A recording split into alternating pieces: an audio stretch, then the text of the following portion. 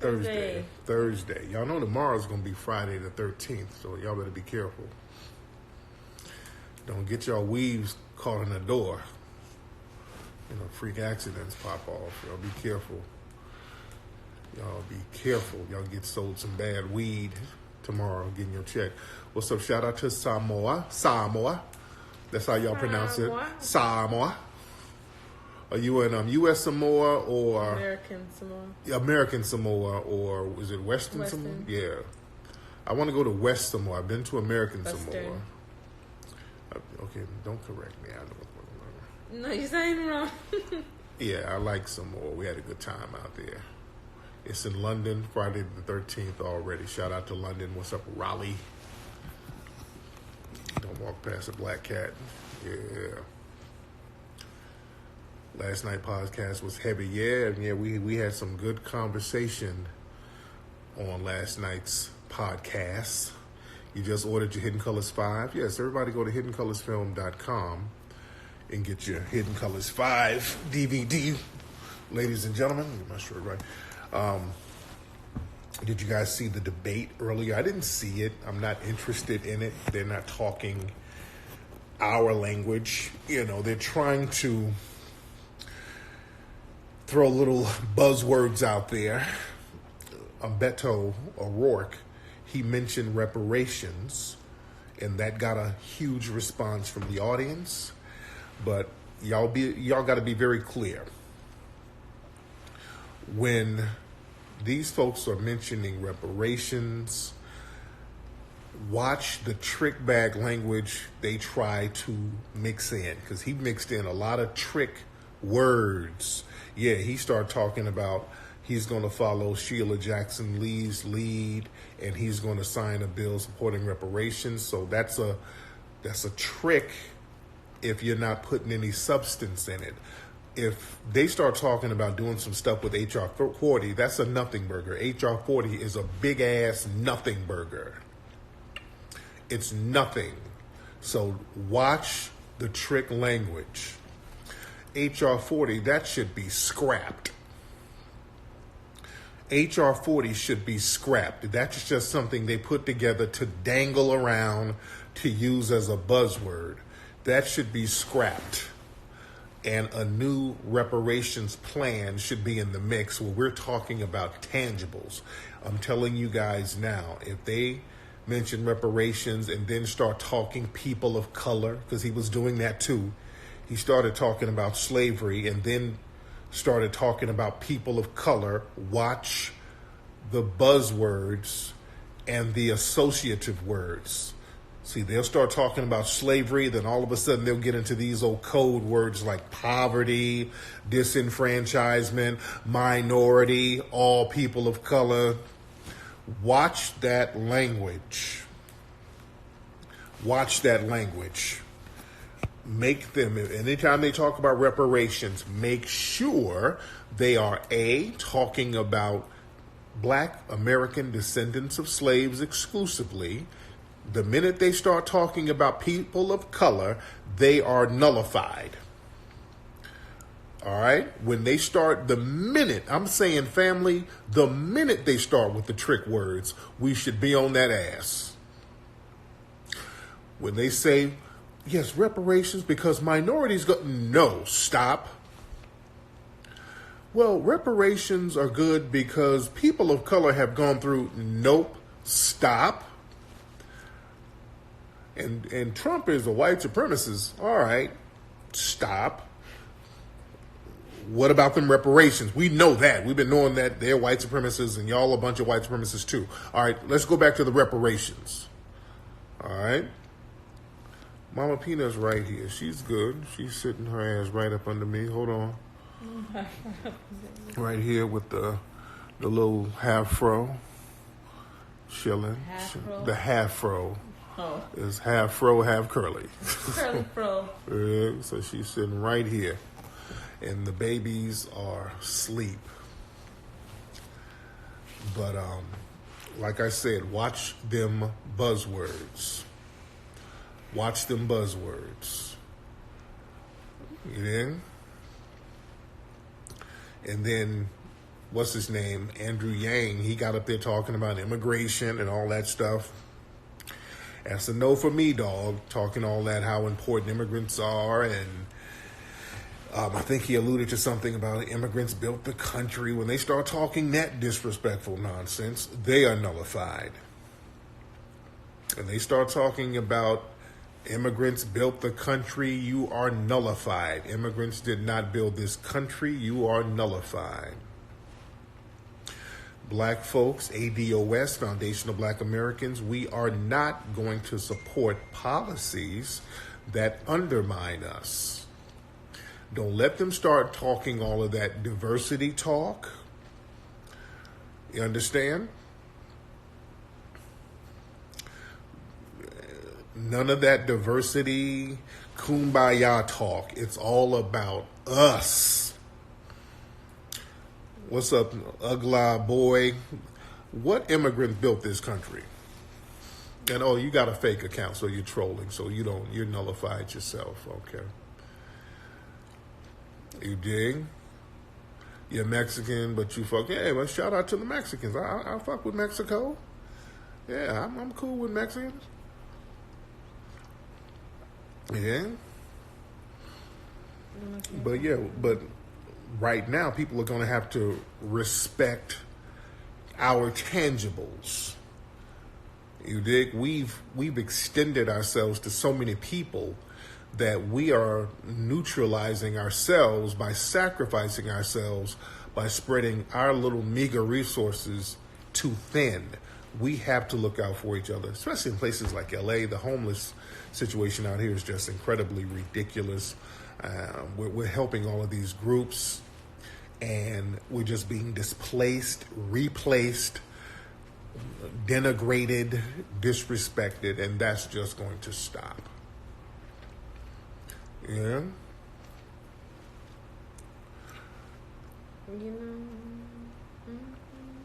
And again, the democratic policies that they're trying to prioritize, you're going to have to stand up to that. We're going to have to stand up to that. And one thing that black people are going to have to stand up to are these attacks from the white LGBT community and them sending their Negro minions to attack us. That's something we're going to have to learn how to stand up to. Because, see, they've set it up now where if you stand up to the lies and the rhetoric and the attacks, well, they're going to label you homophobic. And don't be afraid of that, because we all know it's BS. We all know it's BS. We have to check the anti-black racism from the LGBT community. And what they do, and I really want us to understand this part of the game. And on my broadcast last night, I played a lot of that Breakfast Club interview that Malik Yoba and those other dudes, because there were 4 men up there, basically. What are you looking at me like? Yeah, the Breakfast Club had 4 dudes. Those were 4 dudes. 4 niggas up there interviewing, talking about they all types of different sexual, I don't know what they're talking about. But it was 4 dudes, basically. It was 4 dudes. Yeah? It was boys to men up in that motherfucker. You dig? They had the Wu-Tang Clan. It's 4 fucking dudes. And their whole thing was to shame black society and talk in circles and try to batter black society and bully black society into ignoring their dicks. It was all about a dick shouldn't matter. It's all about a person's spirit. I mean, they're talking crazy. They're talking goddamn crazy. They're talking fucking crazy. And we're not supposed to say, hey, this is crazy talk. And every other thing was a contradiction. Black people, you don't have to be battered. You don't have to sit up and listen to people badger you with mindless, brainless contradictions. You have a lot of these dudes like Malik Yoba and others. There's one dude from The Root. He done came out talking about he likes trans women. You dig? But he's not gay. He's heterosexual, but he likes trans women. And that's another game that these folks are playing. Malik Yoba is out here laying up with men who's dressed as women, talking about he's heterosexual. And then you talk about having gay pride and trans pride. Well, you don't have enough pride to admit what you are. You're not even admitting what you are. So you don't even have pride in that. It is. See, this is a con game. Let me break something down to you guys. They tried to run this con game almost 20 years ago with a dude named J.L. King. Y'all remember when they had J.L. King with that book, The Down Low? They were running that game then, and a lot of people rejected the narrative then when they had that whole down low wave where they got this one dude, J.L. King. He came out of nowhere, got a major book deal all of a sudden, and he's all on Oprah. Remember Oprah, they always get Oprah to promote the fuck shit.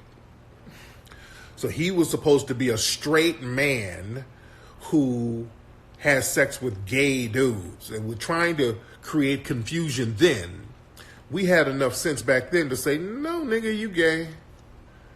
Nah, you just gay, all that down low. Even other gay black people were like, no, that motherfucker's gay. No, he's gay. We don't know. Yeah, gay black people at the time were even on code. They're like, ain't no down low. That motherfucker like bussy. Yeah?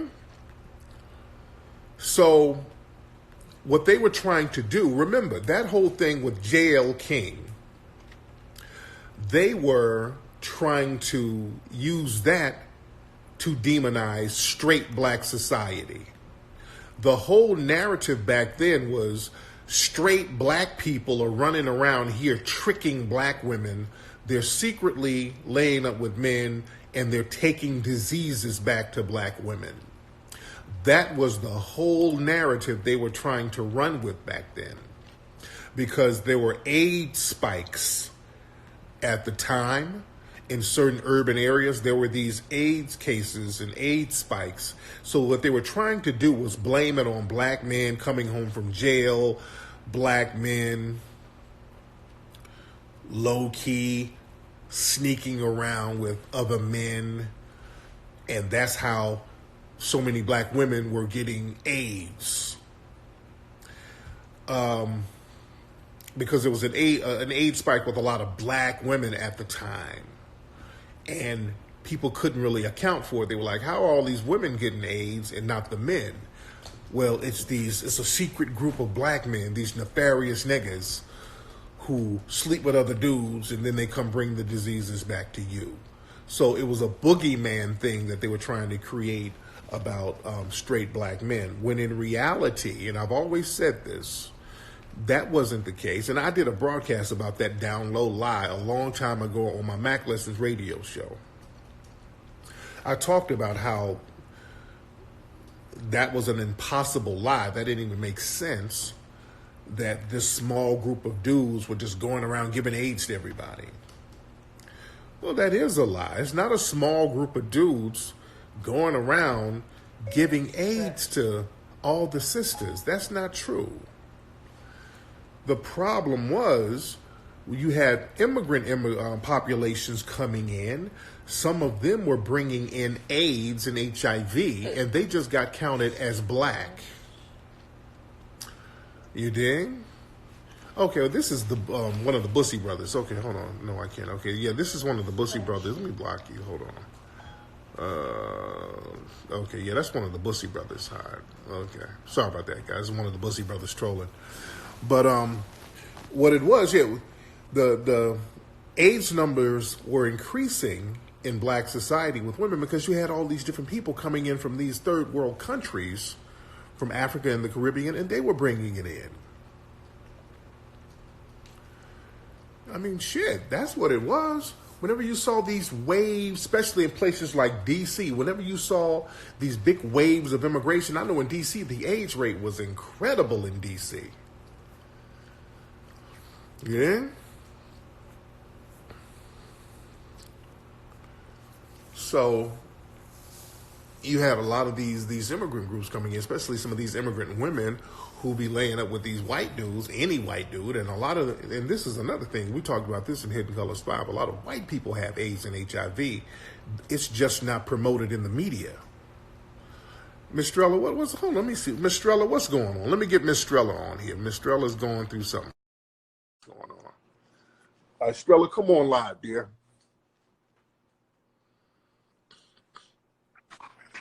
What's going on, Strella? Nah, this is not like our funny shit that we normally do. Jasmine, tell Tariq what just happened. The whole barrage, the whole cop cars. Tell them. There was cops passing by, and I seen through my window. I'm hearing somebody talking on the loudspeaker. I'm like, "What is that?" Now what happened? So I thought it was a prank. I thought it was a prank at first, and I look out my window because I hear somebody talking on the loudspeaker, and I see it's an actual cop car, and it's in the loudspeaker, and he's like, the city spraying pesticides. Go inside immediately if you do not want something, and talk about it's for some type of virus. Oh, They're making us close all of our windows in New York City at this time at 1 o'clock in the morning. Well, we're in the Bronx. Like I just called somebody in Brooklyn, and they said they didn't hear none of that. It's literally like, I don't know if they just did that over here. They were talking about they about to spray pesticides in their trucks.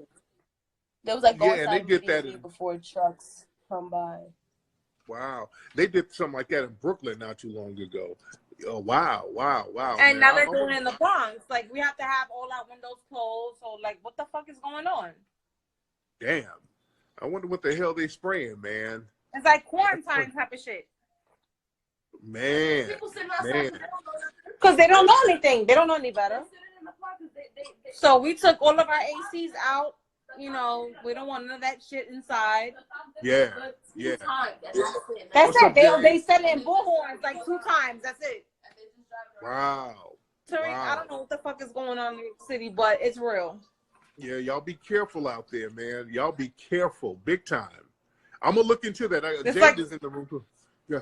Wow. How long they been doing it? What time did they start doing it? It just started like what? Jasmine, like an hour ago? 15 minutes ago. Right now it's like 1 o'clock in the morning. Basically, while everybody's sleeping, they have the right to be like, oh, we're gonna do something. Most people are sleeping. Wow. So most people don't know to close their fucking windows. Yeah. I'm gonna look into that, dear. Thank you so much, dear. That's fucked up though. I know. Man, that's crazy as hell. Wow. Yeah, y'all, we gotta be careful because of that type of stuff. When they start doing that, they go into these urban areas and just start spraying. You know, and they're doing it late at night like this, and oh man, that's insane. Come on, mosquitoes, the summer is over. You know? Man. Yeah, she's Dominican. That's Miss Strella. So we gotta watch that stuff. Yeah, we gotta watch that type of stuff. Yeah. Yeah, they did that a lot in Louisiana for mosquitoes. That's what they say. They do it under the guise of spraying for mosquitoes. But damn, dude, do you trust these white supremacists? I mean, there's videos circulating around now where these white supremacists are over there in Africa admitting that they were creating these ethnic viruses. I mean, they're admitting this shit. This ain't even no conspiracy. They were like, yeah, you know, back in the 70s and 80s, we created ethnic gas and these ethnic viruses that we would unleash on the black population to tailor the population and control the population. I mean, they're just casually admitting this shit now. Yeah. So what are they spraying? I mean, they got chemicals out here that does insane stuff. Yeah. So yeah, I don't trust that at all. Yeah. See, we got to get to the point where we start wearing gas masks. Let me tell black folks something. Listen, you better start having generators. You better start having, you know, portable lights, um, boxed food. You know, because these folks, man, they can push a button anytime. Let me tell y'all something. What city was this? I think this was in Philly. Somebody sent me pictures. They had a bunch of military trucks going into Philly. This was this week. Somebody sent me some pictures. There were a bunch of military vehicles going through Philly, going somewhere. And as we know, out here in LA, they were doing, right before Nipsey was killed, they were doing military drills downtown LA. And just recently, there was a false flag drill in Lancaster, California. And this was a few weeks ago, where an officer lied and said he got shot by a sniper. And then they shut the whole city down. You understand? We got to be careful. We're my Texas people with that Amber Geiger situation, with that case down there. They've already sent the green light to the police force that you can't have time off, can't have days off, be prepared for the verdict. So, you know, be ready. Be ready. They're choosing her. Did they? I know they were trying to move it to a whiter area out there. I know they were trying to move that trial to a whiter area. And the white supremacists in Texas, they are vicious. That one white supremacist, he attacked a 12-year-old girl. I mean, he beat this girl so bad. She was just walking to a bus stop. This white supremacist beat this 12-year-old girl so bad she needed a heart transplant. And yesterday, he got sentenced to life. He got sentenced to life. You did? I know. I mean, these people, the cowardice in these people is ridiculous. They tried to move it to Kaufman County, which is mostly white, but so is it still over there in the Dallas-Fort Worth area? How he beat a person? I mean, he was trying to kill this baby girl. He was trying to kill this girl. You did?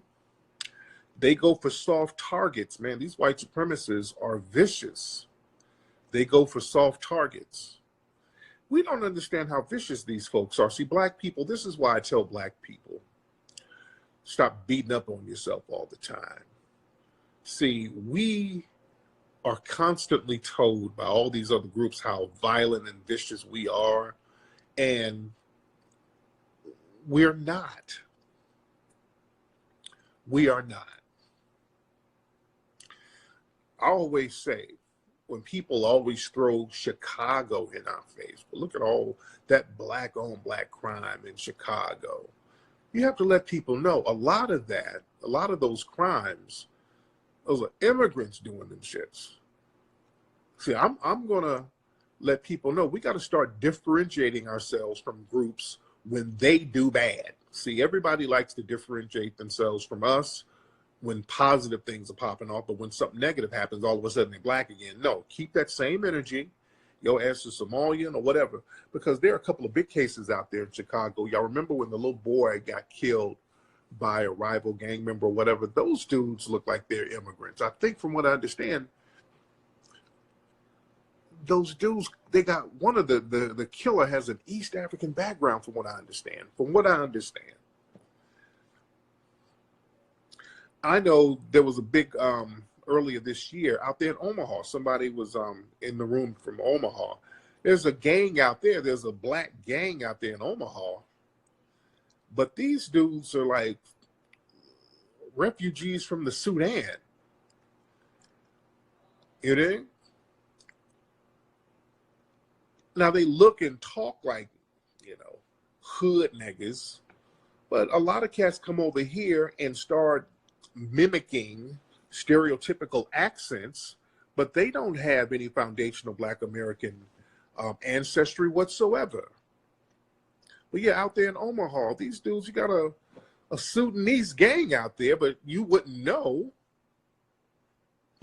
You think it's just regular black dudes. So whenever they do crime, it's like, wait, what about that black on black crime? Them niggas ain't even from here. We got to understand there's a lot of folks from other places who look and try to mimic us, but they're not really one of us. You know who else? And a lot of these rappers, especially, and these rappers end up being the de facto representatives of Black Americans. And I've always said, and this is very deliberate, most of the rappers that's out now, they're not even from here. Just 21 Savage ain't the only one.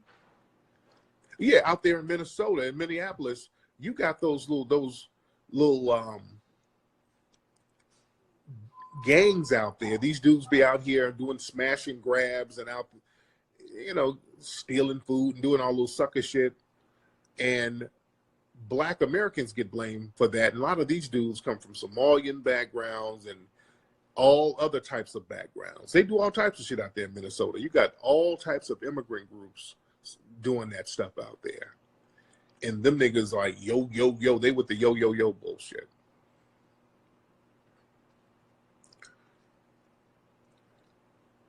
Yeah, a lot of shootings in Toronto are from Somalians. Real talk. Yeah, people. We're gonna stop that shit. People doing dusty shit and then blame us, and then start running around talking about we gotta deal with black on black crime, and these motherfuckers don't even identify with us. And this is why a lot of rappers sometimes, when something happens to black folks, they be on some shit. I'm out here drinking my lean. I ain't got nothing to do with that. And fuck all that, man. All these police shootings, man. I'm out here with these white bitches. When they start talking like that, we know that they're from somewhere else. See, A$AP Rocky wasn't the only one who was talking all that greasy stuff. Remember when Kevin Gates, he was kind of, we had him on the coon train for a minute. He was talking about, man, black folk, a lot of black folks be instigating stuff with the police. Remember when Kevin Gates was talking a little coonish a couple of years back before he went to jail, before he got his wake-up call? See, a lot of them, when they start talking coonish, they end up getting a damn wake-up call. You dig? But remember when Kevin Gates was doing that? He was doing that shit. Kevin Gates is not a foundational Black American. Kevin Gates is Puerto Rican and Moroccan. Did y'all know that? So when you start, yeah. He's Puerto Rican and Moroccan. You did?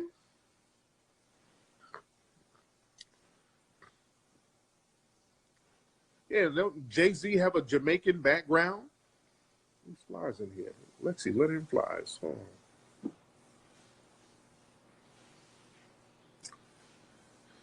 So look this stuff up. And when people start talking a certain way, you start looking at them, you're like, well, you start looking in their backgrounds, then it'll start making sense. Yeah, you start looking at some of these folks' background and you see why they have so much indifference to us being harmed as foundational Black Americans. Yeah. The lady cop sexual relation with old boy, it was really premeditated. Oh, I got to look into that.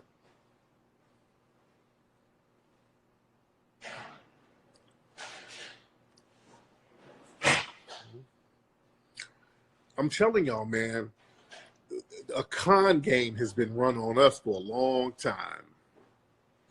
A con game has been run on us for a long time, and we've been on some kumbaya shit, and people have been low-key undermining the hell out of us.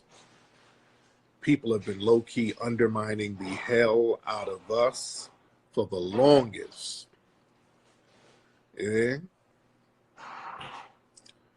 So we got to start circling our wagons and drawing that line in the sand and saying, okay, what that shit y'all doing, your group is going to eat that. Your group is going to eat that. See, they like to do all the positives whenever there's some money, some minority benefits and set-asides and immigration money and DACA money and all this stuff. Oh yeah, people, they differentiate themselves. But the minute they get caught up in a pickle, then all of a sudden, hey, black brothers. Yeah. And another thing with this LGBT, these LBGT attacks that we keep seeing, and I touched on this last night, a lot of that is seeped in anti-Black American female hatred. I want y'all to understand the white and the black LBTG, whatever, community, the way it's set up, there's a lot of hatred for Black American women. You understand? A lot of the people who's a part of the Black LGBT community in the U.S., and I broke this down, a lot of them are part of the Rainbow Railroad, where they are immigrants who come from countries that are hostile towards them and their sexuality. So they are placed over here by the white supremacists, and their main goal is to attack us and really do a lot of undermining of Black American women, because you have these women, some of them are lesbians, some of these dudes turn into trans or whatever. So they already have a lot of vitriol towards Black society and Black women in particular. That's why they were hating on Black Girls Rock. They don't like Black American women because you're competition. Black American women are competition. So what they try to do, they try to mimic Black American women. So, and a lot of times when you mimic somebody that you cannot fully be, you grow resentful towards them. So there's a lot of low-key resentment towards foundational Black American women. This is who they try to emulate, but they go over the top and put a little ghetto bullshit twist on it. But there's a lot of venom towards foundational Black American women. This is why they're always trying to undermine. This is why a lot of these Black LBGT dudes will fight sisters. They'd be out here beating sisters up. And then, so they want to replace Black American women. See, that's why they were so pissed off at Black Girls Rock. Why you gotta rock? How come I can't rock? How come it ain't about me? See, that wasn't coming from a place of inclusiveness. That's coming from a place of contempt. It is. This is Lexi over here eating an apple. Am I loud? Yeah, loud as hell. But yeah, that's coming from a place of contempt. And not only that, the fact that they are encouraging gay Black men who are in the closet to lie about their sexuality and claim that they're heterosexual, which they are not. That's very dangerous for foundational Black American women, because what happens when you run into a Malik Yoba, ladies, when you run into a Malik Yoba and you just sisters, you just doing your thing, and this dude, you ask him, hey Malik, have you ever, you're not gay, are you? No. You never been with a man before? Nothing. No. So he can say that with a straight face, because they've all, him and the LBGT community, they've all set up and agreed on a lie. So now, ladies, you're dating this dude who's out here sucking another woman man, but he's telling you he's straight. And there's a whole, now the white LBGT community is helping some of their Black minions run with this lie. So what does that do for you? you deserve to know if a dude is out here with another person's pole in his jaws. You do? I mean, let's just keep it 100. Sisters deserve to know if this nigga's out here with a transsexual. You deserve to know this. So they're setting it up so black women can be lied to. And they like that. They like this. They snicker about that little shit. They think that shit is funny. They think it's cute. Sister, you deserve to know. You dig? And fellas, you deserve to know if a woman was dating Malik Yoba. You dig? That's another thing. Dude, you out here, you meet your woman, and her ex is a nigga out here, you know, on the track, laying up with women with penises, which is a contradiction. Dude, if you're single, if I'm single and I'm here with this sexy thing right here, I'd never be single. But this motherfucker right here, you see that fucking fro?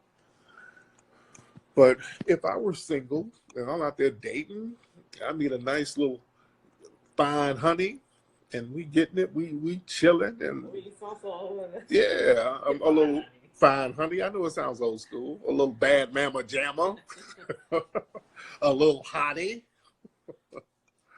a little brick house. I'm out there with me a little something. And I'm chilling at the crib, and I done got through smashing, and I look over on the mantle, and there's a picture of her and Malik Yoba at Disneyland. I'm like, wait a minute. Hold on. Well, wait a minute. How long were y'all popping? Oh, yeah, we dated for 8 years. Oh, really? So now I got some bussy sauce on me. Yeah. Okay. I want to know. I need to know. You think? I need to know what the fuck is going on. And I should have a choice. You think? Like the girl you dated and she told you that she had something? Yeah. You like, no. Yeah. You said no? Yeah. I was about to smash a girl one time. She told me she had HIV. I was about to tear that pussy up. And she told me, I'm like, oh, shit. Thank you. There's a chick from D.C., too. Long time ago. I was about to, she was fine. Chocolate sister. I was about to knock the bottom out that thing. She was like, well, I got something to tell you. I was like, oh, shit. You ain't no dude or nothing. I'm like, shit. She said that. I got something to tell you. That's the first thing I thought. I'm like, lady, if you pull a dick out on me, I'm calling the fucking police. And I was like, yeah, well, I'm HIV positive. I was like, shit. Did you say shit? Yeah, I said shit. What the hell? Yeah, I said shit. I'm like, damn. Okay. So what did you zip your pants back up? Yeah, well, the zipper came all the way up, nigga. My pants was up like Steve Urkel. I pulled my pants up to my chest. Like, oh, did I do that? Nigga, I walked out that bitch doing the Urkel. My pants was flooding. I had them up so high. Shit. Okay, but I thank her for letting the nigga know she couldn't. She could have been slick and I said shit. Yeah. Damn. Hell yeah. Yeah, that made me stay away from DC girls for a long time. I haven't been with no DC girl. Shit, that was the last one I was around like that. And no shade on DC people, by the way. This is a long time ago. Yeah.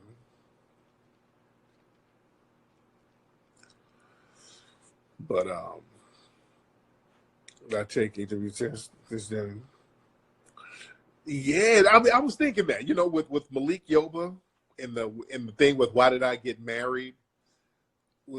Just looking at the scenes with him and Janet, because we've known for years. I told Lexi about Malik a long time ago. I told her, yeah, because I've been knowing that about dude. I've been knowing that. I've been doing that for like 20 years. So me and her would laugh when we see this nigga. Lex. I was like, oh, Janet, yeah, I love you with that mouth. Yeah, we looking. I'm looking. What, you about to kiss Janet? And I'm like, oh no, Janet. Oh, okay. Some people saying that now they see why she didn't want to kiss him. Yeah. Okay. I'm like, wow. You know. But yeah, motherfuckers, you deserve to know that. You deserve to know. I deserve to know. You know? Man. Yeah. People talking about Boyce Watson's engagement. I saw a picture of him on his knee proposing. Shout out to Boyce. That's my dude. I don't know too much about it. What's going on with the engagement? Everything good? You got a new nigga there, Stella? Stella, aren't you going through a quarantine? How you got a nigga during the quarantine, Stella? God damn, Stella. Stella got a zombie up in the house. It's a nigga who's infected by the zombie fog out there, and Stella got that nigga. Stella got a Puerto Rican zombie at her house. She got a Puerto Rican Walking Dead at her house. This nigga got a knife and some Goya powder. Man.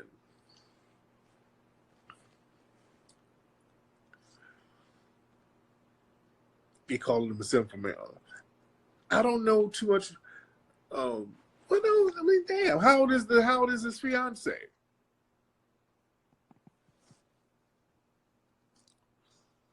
Man.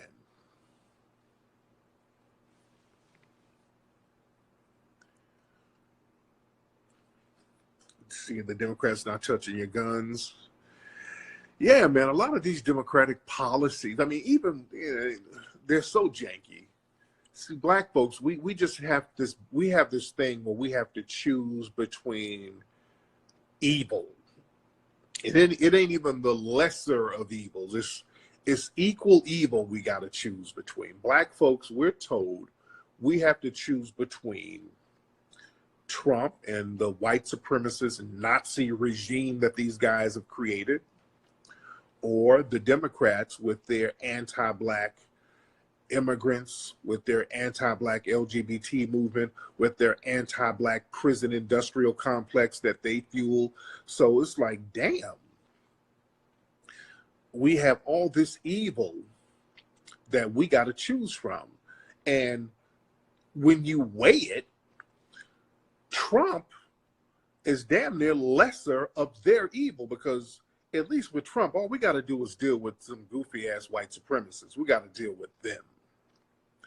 But with the Democrats, we got to deal with the Asian immigrants whooping our asses, the Zimmermans out here killing us. We got to deal with the Arab anti-black racists, the East Indian anti-black racists. Then we got to deal with the white LGBT community sending their minions to beat up on us all the goddamn time. I'm like, damn. And then they want to complain about Trump. I'm like, well, damn, y'all beating us up in stereo. With Trump, we know what we're getting. At least when we fight those white supremacists, we know what we're dealing with. The Democrats, y'all niggas are acting like these are allies, and then when they get around us, they do everything to undermine us. We got to deal with the Kamala Harris's. Her policies fucking us up. You dig? So them using, well, we just got to defeat Trump as their rallying call when all of your policies are worse than his. So, a lot of people are trying to play both sides. You know, they're trying to be Trump supporters because they don't like the Democrats. Like my brother Isaiah. I talked to him the other day, and Isaiah's really, he didn't jump on the Trump train because he don't like the Democrats. And I explained I don't like the Democrats either, but I ain't fucking with the MAGA hat. You know, that ain't working for me either. Yeah.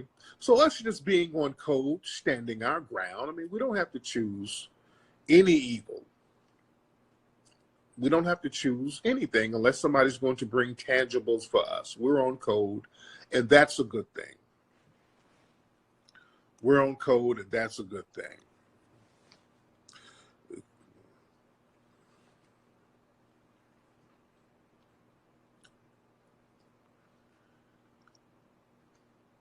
Yeah. We don't have to vote for anybody if they're not going to do anything for us. We don't have to vote for them. See, they're not going to shame us into voting just to vote, and we're undermining ourselves. They're not going to run this game where your grandma voted and, Lord, they fought in Selma to vote. Now, yeah, when we start getting checks, then we'll vote. When we start getting them checks, then we'll vote. You did? But we're in a better position holding our vote until we get something. We should have been doing that all along without having these people trying to shame us into voting. We're not going to vote until we get something. It's just that simple. What's up in Spain? Shout out to Spain. What you doing in Spain, Tim?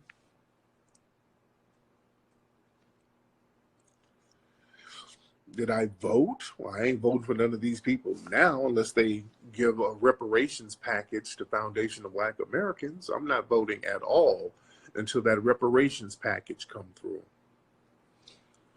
Yeah.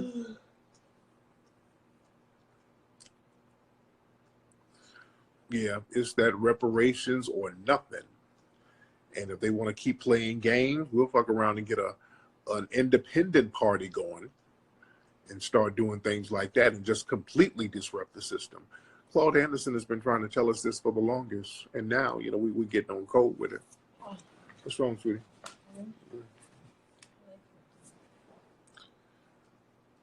I voted before. I voted for Obama's ass, and that didn't turn out to be worth a damn.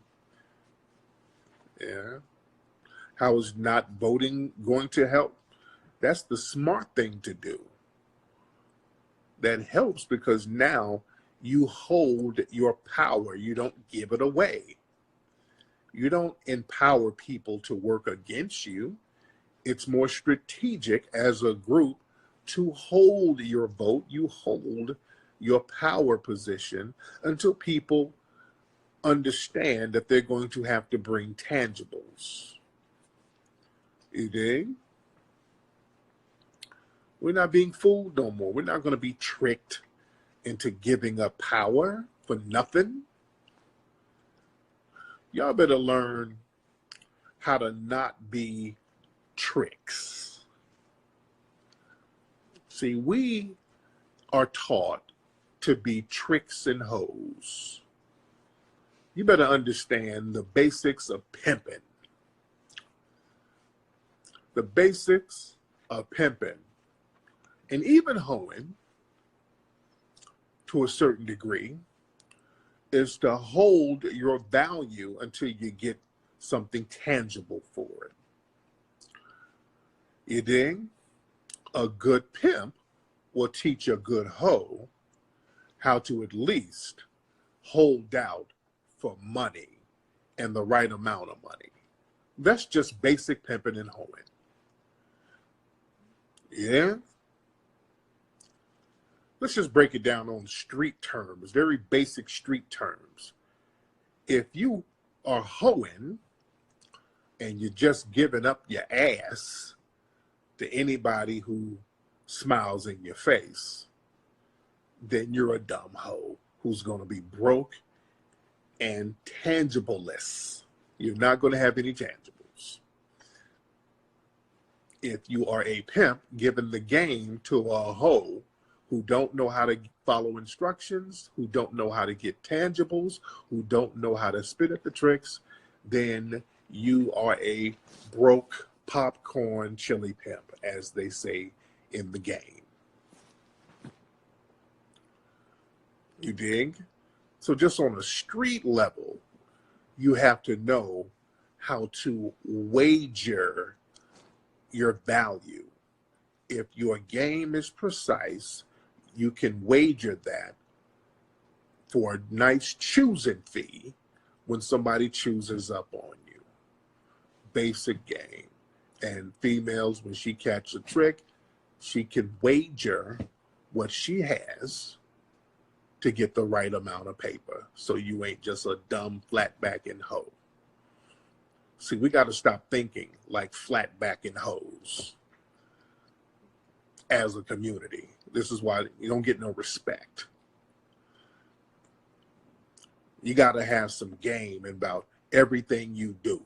And sometimes standing still and not doing something is a move. And that's with anything. Just like gambling.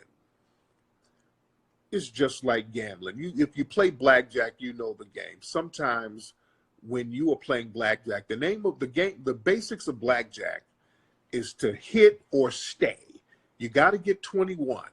You get a certain number of cards. And the name of the game, when you get a certain number of cards, you can hit or you can stay. You can just sit there and hold. You don't hit, you hold. Because if you hit, you might go over 21. If you hold, the dealer might break and he'll go over, or he'll get an 18 or 17, and then you'll hit closer to 21. He'll bust. So the name of the game, you hold what you have so you don't bust.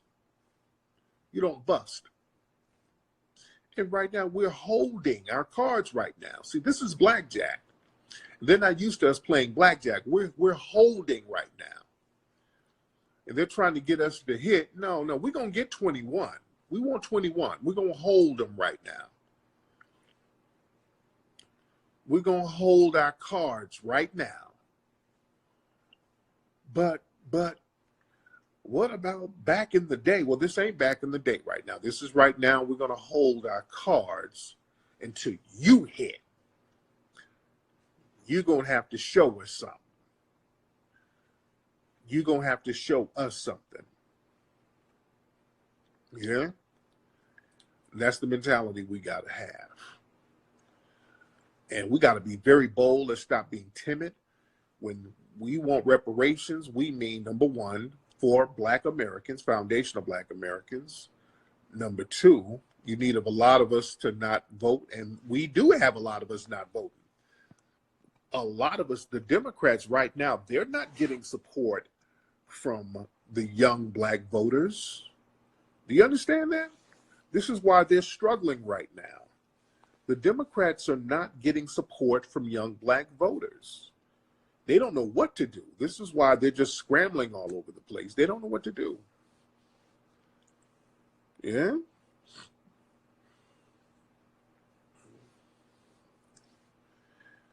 So enough of us are on code right now.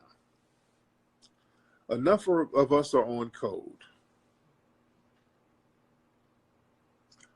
You dig? This whole thing where they wheel out old niggas and start talking about how they got their ass whooped on the Edmund Pettus Bridge in Selma, how they marched with Dr. King, that holds no more weight. We see that's been a con game. I don't want to hear a goddamn thing about Selma and how you march with Dr. King if you're not going to respect Dr. King's wishes and give us our goddamn reparations. That's what Dr. King wanted. You let all these coon niggas know. If you running around here with Dr. King's name in your mouth, understand Dr. King wanted our damn reparations. So don't sit here running his name through the mud and you're not even honoring his damn wishes.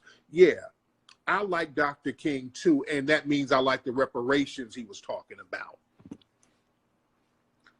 You dig? Dr. King didn't want to have John Lewis talk about how he got his ass whooped for 50 fucking years. Dr. King didn't want that. Dr. King was like, hell, I didn't take a bullet for this nigga to run around here with butter biscuits for half a fucking century. He didn't die for that. Dr. King said, I'm coming for that check. And that's when they offed him. That's why they offed him. When he started talking about, hey, you know, all this old integration stuff, yeah, I don't know about that. I might have guided my people in a burning house. So let me just go ahead. It's time for the reparations now. You dig?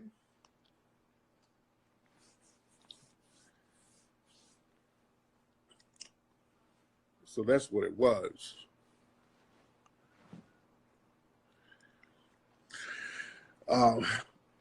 Speaking of white supremacy and white privilege, y'all see the story I posted up. This white girl, she's 20 years old now. This white girl was pregnant, had a baby, gave birth to the baby, killed the baby, and buried the fucking baby in the backyard. And they acquitted this white girl on damn near every charge. And I mean, it was some little lesser charge. The charge they got her on was abusing a corpse, and that only has a year max. And they're talking about she might get probation for that. This white woman had a baby, killed the baby, and buried it in the back fucking yard. And they gave this white girl a slap on the wrist, not even a slap on the wrist. And niggas want to sit up here and y'all want to play games about white supremacy? You think white supremacy ain't real?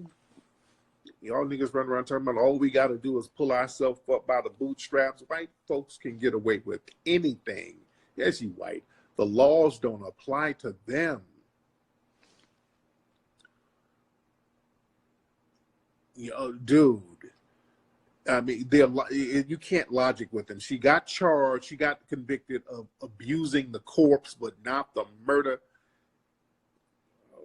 I don't even try to figure it out. It's just, I'm white and I say so. It's white supremacy. You don't figure it. It ain't nothing to figure out. It ain't nothing to figure out. It's just, I'm white and I say so. That's how white supremacy works. Just that's all you need to know. No, the dad wasn't black. A lot of people think that the dad was black. They said it's because the dude's name is Trey Johnson. That's the brother's name. But I think the dude was white. I think the baby's father was white. I think. But a lot of people think that it might have been a black dude or whatever. So, but just the fact that they gave that white woman a slap on the wrist like that for a heinous goddamn crime. And we beat up on ourselves talking about how much we need to damn do better. Man, we black folk, man, we need to do better. In comparison to who? Man, we be doing too much shit. I hate when niggas do that. You under a system of white supremacy. White people are allowed to get away with shit that you just can't. They're allowed to get away with stuff. You don't disproportionately commit more crime. They just don't get charged or convicted for stuff. White people do murders and kill, and they do all types of heinous crimes, and they simply don't get charged for them. Oh yeah, they keep calling her a cheerleader. You notice that? Even the media, everybody's on code. The media, listen how they describe her. See, this is how all of them are on code with each other. And this woman had a baby and killed the baby and buried it in a damn shallow grave. And they're like, well, the cheerleader is going to court right now. The cheerleader,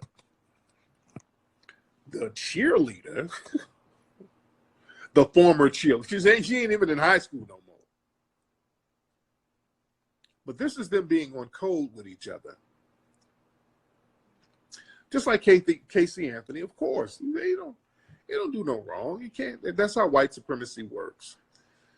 Black folks, you cannot ignore white supremacy. You better expect it.